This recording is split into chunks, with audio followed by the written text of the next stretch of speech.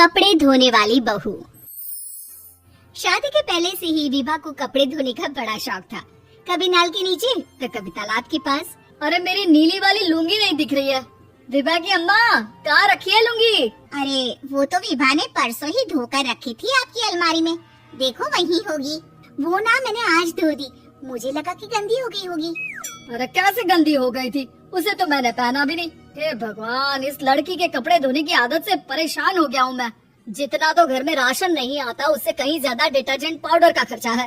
इसकी शादी करवा दो, शादी जाए अपने घर में ही करेगा, फिर चाहे घर के कपड़े धोने हो या पूरे गांव के। हाँ ठीक बोल रही हो, देखता हूँ मैं कोई लड़का। वो दिन भी आ जाता है जब विभा को देखने लड़के वाले आ जाते हैं। लड़की मुझे अच्छी लगी। होने वाली सास कहती है, बेटी अगर कुछ पूछना है तो पूछ लो।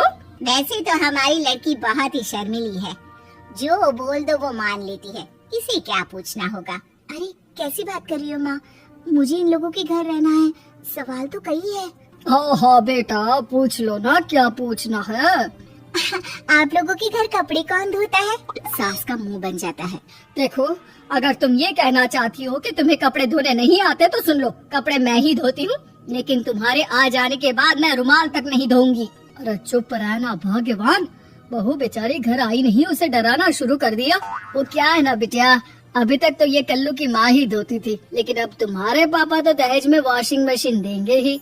तभी विभा की माँ बोल पड़ती है, सवाल भी पूछा तो क्या। वैसे भाई साहब, मशीन की तो फिर भी कपड़े धोने की कैपेसिटी होती है। मतलब जो बिटिया दे रहे हैं ना विभा, इसे कपड़े धोने का बहुत शौक है। ये आप लोगों की क्या आस पड़ोस गांव मोहल्ले सबके कपड़े धो दे और उफ तक ना करे।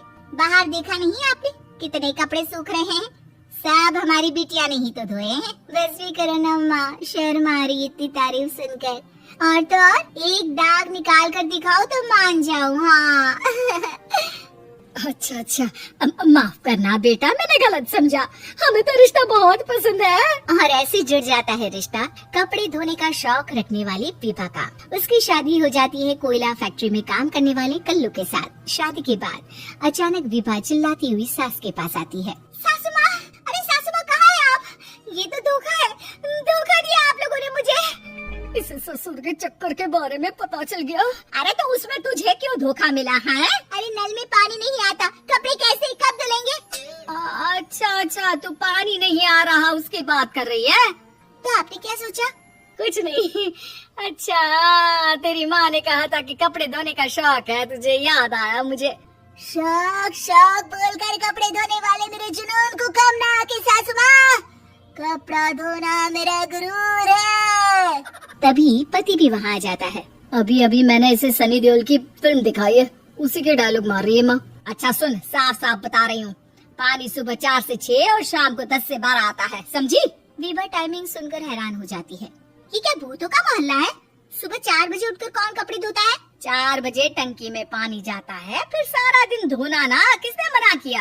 अरे कैसे बात कर रही है, 200 लीटर की टंकी में कितने कपड़े धो लूंगी मैं, सुबह ही उठ जाऊंगी मैं। अब क्या था, विभा सुबह 4 से लेकर रात के 12 बजे तक कपड़े ही धोती रहती। एक रोज सास पड़ोस से निकलकर कहीं जा रही होती है कि साथ वाली कहती है, हाँ कल्लू की माँ, जरा ये बताओ कि 2 साड़ी है, 2 ब्लाउज और एक पेटीकोट और एक नाड़े वाला लंबा कच्छा। हाँ तो? अरे तो क्या, कितना लोगी धुलाई ये बताओ। धोबन दिख रहे हैं हम क्या? हमारे पति सरकारी नौकरी से अभी रिटायर हुए हैं और बेटा सुपरवाइजर है कोयला फैक्ट्री में। धोबन समझ रखा है हमें। हाय रे कल्लू की अम्मा, माफ कर दो, वो तो मोहल्ले में यही सब बता रहे थे कि तुमने बहू को कपड़ा धुलवाने के काम में लगा दिया है। सास को पड़ोसन की बात सुनकर गुस्सा आ जाता है। वो घर पहुंचती है जहां घर के बाहर ही इतने सारे कपड़े सूख रहे होते हैं जितने कि किसी धोबन के घर पर। अरे ओ कल्लू की दुल्हन, बाहर निकल। माँ जी यहीं आ जाओ, बाथरूम में चादर धो रहे हैं हम। अरे अभी हम धोते हैं, तुमको बाहर निकलो। ये आस पड़ोस वाले बोल रहे हैं कि हम बहू से कपड़े धुलवा कर उसे कपड़ा धोने वाली बना दिए हैं। अरे छोड़ो ना माँ जी, किन लोगों की बातों में आती हो? आस पास के लोगों का तो काम ही होता है कि वो किसी तरह सास बहू को लड़ा दे। बहू सारे घर के कपड़े धोती है, ये क्या कम है? बोलिए। सास को भी लग जाता है कि वो बहू का ये सनकीपन नहीं छुड़वा सकती, इससे अच्छा है कि खुद ही चुप हो जाए।